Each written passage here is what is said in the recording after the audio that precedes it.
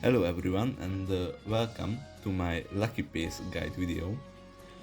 In this video I will tell you about Lucky Paces, how they work and what exactly is a Lucky Pace and how to build it. I will also show you why Lucky Paces are actually viable strategies and which CMs to build them in. So, what is a lucky pace? You probably heard about the phrase already from other YouTubers or streamers like Victoria Frontier or Momocows, for example. But lucky pace occurs when there are no frontrunners in the lobby. When there are no frontrunners in the lobby, the game randomly selects a pace chaser, and that pace chaser works like a frontrunner. What does randomly mean and what does work like a frontrunner mean? Randomly is in quotation marks because it's not exactly random, because the game usually picks the first Uma in the game somewhere in the early game. The late starts, which are completely random and not affected by wits, make the lucky pace random still, even though it usually picks the first Uma. What does pace acts like a frontrunner mean? So, the lucky pace position, if you can call it a position, means that your Uma will move up into first place and act like a frontrunner the whole race. The lucky pacer gets all the advantages of being a frontrunner and also all the advantages of being a pace chaser. So it's a direct buff to that Uma and a direct nerf to all other pace chasers that were not selected. It technically doesn't affect them, but it makes you stronger than them, and that means they are weaker. It doesn't really affect the backliners though. When to run lucky pacers? Lucky pacers are only viable in backliner heavy champions meet. Champions meet 8 is backliner heavy as well, so you can make lucky paces. I have seen people make lucky pace aces. And why are they only viable in backliner heavy CMs is because if there is a single frontrunner, then it kills the Uma completely. I will get back to why it kills you completely later. On this image from the umamusume reference document, you can see how every role works when they are in the position keep zone, so the first half of the game.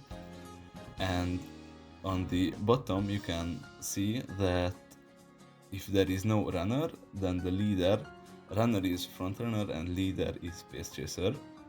For those who don't know, the leader takes first position and will ignore position keep and start acting like a runner. This means you get 2 to 4 lengths for free on the other pace chaser Umas all game. It also says that if there are no leaders, then it's a betweener, which is a late surger, but that is so unlikely it's not even worth to talk about. All the advantages mean that you keep your pace chaser modifiers or multipliers.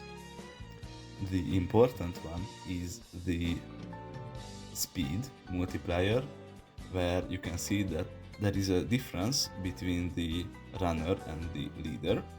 Whole game you can keep your leader, aka pace chaser modifiers, which are higher in the later parts of the race. You keep them even though you get 2 to 4 lengths for free. Not only that, but you can also activate all of the pace chaser skills as well.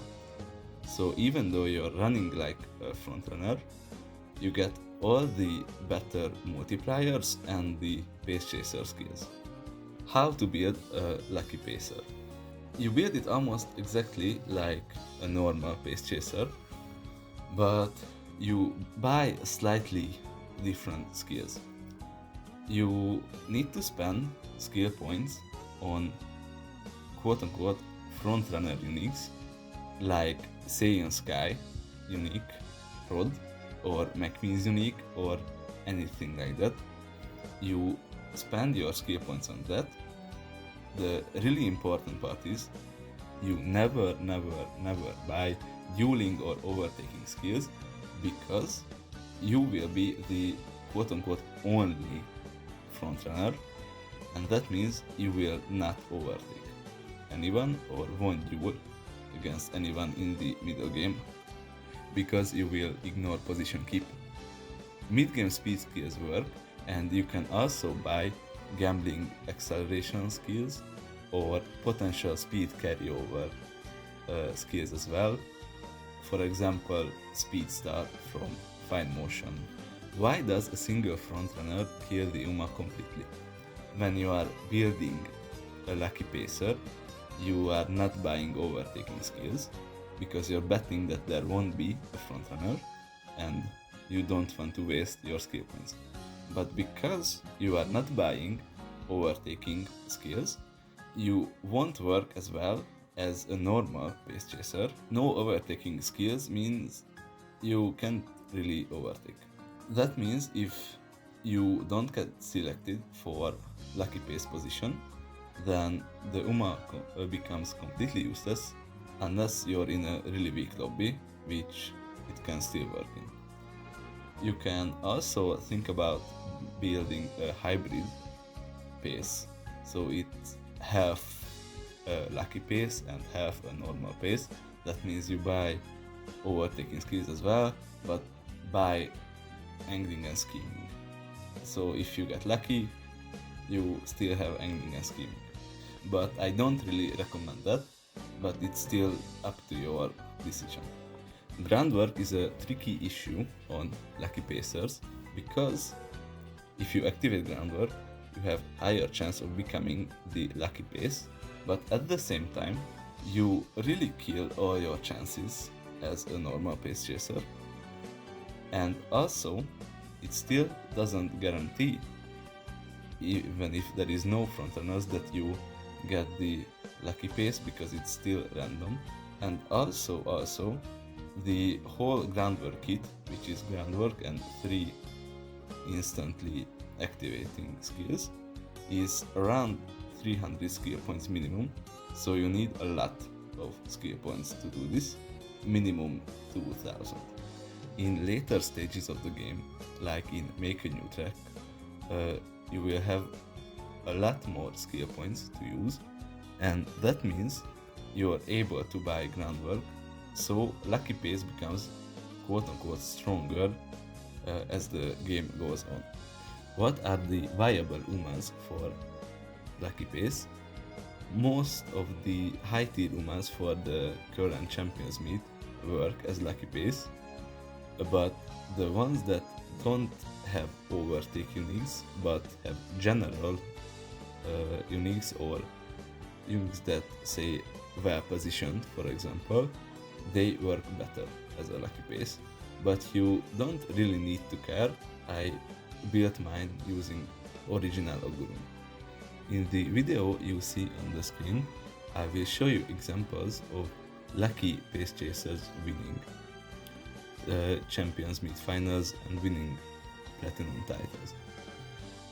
There is 7 pace chasers in this lobby, and I was on the outside, and even still I RNG'd the lucky pace position, and you can see I stay first with 2 to 4 lengths difference to all the other pace chasers the whole run, because I was selected to lucky pace. I did not buy groundwork, and you can see I activate Speed Star, and it gives me some speed carryover. And even though other pace chasers activated really nice skills, I stay first the whole run, don't really proccing any skills, because the lucky pace is that much stronger than all the other paces.